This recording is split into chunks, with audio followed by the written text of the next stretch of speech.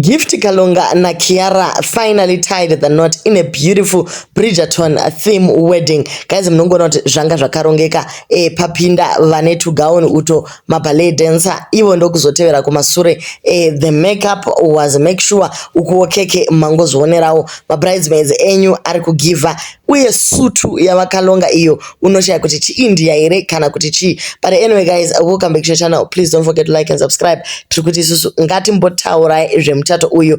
Yesterday the internet was buzzing. Yaingova yowe kwakalonga uko. Actually it started on Friday. Pakauya Tewa Events na Mofela kuzoita grace the occasion. Mofela wangu ari MC vachikanda tumasasu twavo. The Msekas were there as well. Ndio vatozotipa a better view or the better pictures from the Kalonga wedding. Nekuti vanhu vangu vatotanga kuita yet. Guys, remember Rema Kiara pamwechete na Gift Kalonga ma artist anditika vanhu vanoita it's all about culture and art. What decide kuita muchato wavo uve unique. They worked so hard to try and achieve that theme.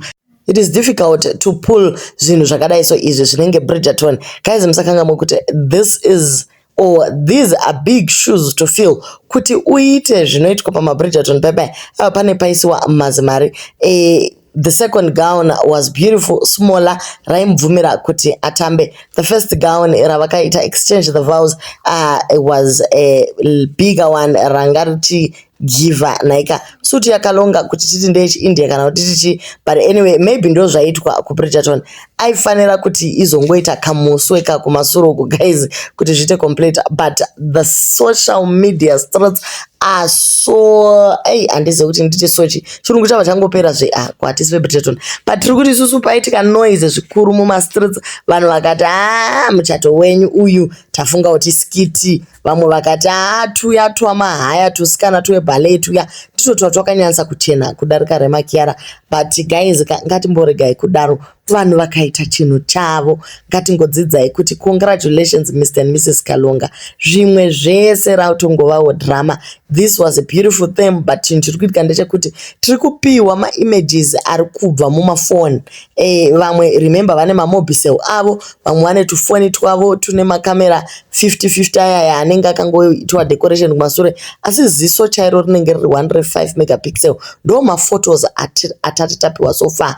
The Msekas ndo vatombotraya kutipa a better view nemapictures avo ari kuratidza kuti maybe ari kubva pa-iPhone. But tangonzi navakalonga just a bit mungoona zvanga zvichiitika kuwedding. Aiwa vatamba vakaita get down, amai vakaita rekubatira mumaoko iro gown.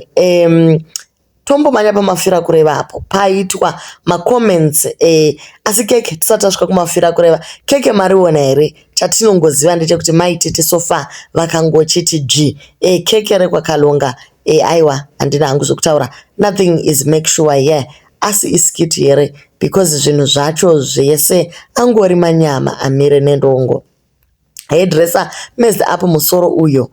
It's not giving. Makeup artist messed up shade chaiyo haisiriyo.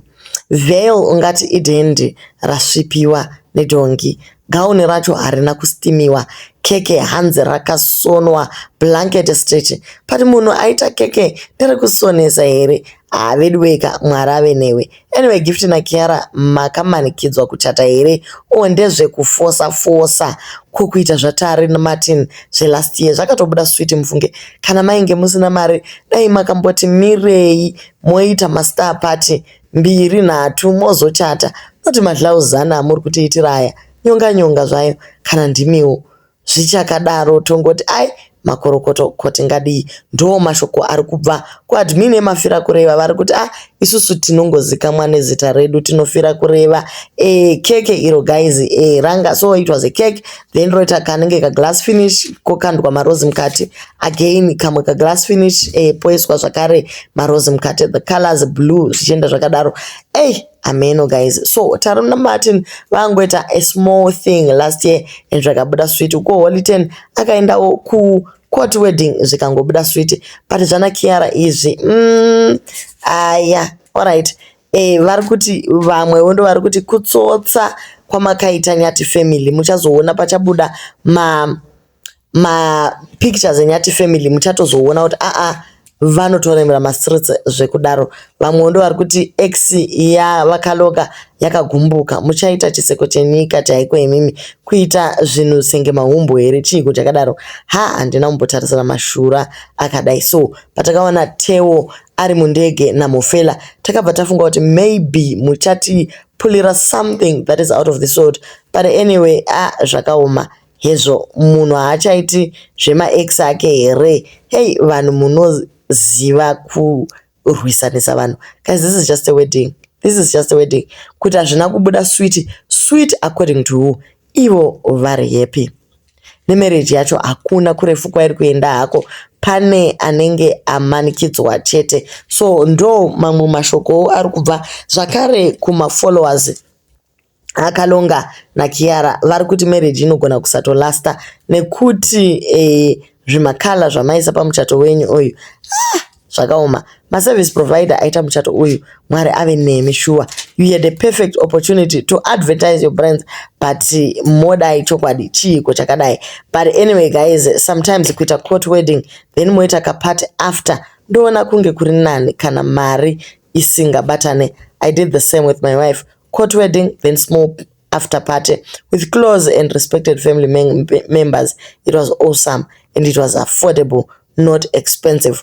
Guys, this ukatotarisa venues aya. Remember, this is South Africa. These venues that are kind of bushy like garden thingy or forest themed, they are kind of expensive. And wadaro vanhu vacho vo imimo yamune mablue mamakala echi India nechino asizonyatso give guys, asizonyatso give. But anyway, vaitawo zvanga zvichienderanawo nehomwe yavo. Zvimwe zvese zvamuri kutotaura ratongovawo drama. Ivo pavo vatoita zvatofamba. Ipapa vanhu vakushora. Umwe haana kana kubviserwa tsvakirai kuno zvayo. Teki nevanhu vaita zvezera ravo. Mode aita samaititi here vanopinda muzvikwereti kuti tisare tichiti vakapenga. Siyanai nevanhu vaita zvavanokwanisa. Inga muri kubika mapoto wane hatisi kumbozvitaura. So guys, zvekunzi kwai manyama mire nerongo chino rango drama. So I went through these comments so that you see the amount of hate that we have on my social streets. If you are not careful, you can be broken by these comments. But it's just kuti from Zimot Gossip aiwa magona Rema Kiara na Kalonga Gift maita zvinhu zvinodadisa sema manager woma page akawanda social media. We have set an example kune vamwe out there, even the couples that you are managing vanogona kuonawo kuti vakalonga vatisetera a good example. Zvimwe zvekunzi kwai kala blue kana kuti keke kana kuti aiwa rango drama. As long as you love each other to have and to hold till death do you part. Taona muchichinjana mavhows ndo zvakakosha mumastar party kukwidza nekudzika. As long as you stand together. Venyati family wo vasenda message vakati tinofara nekuseta example tiri kuteverawo next week.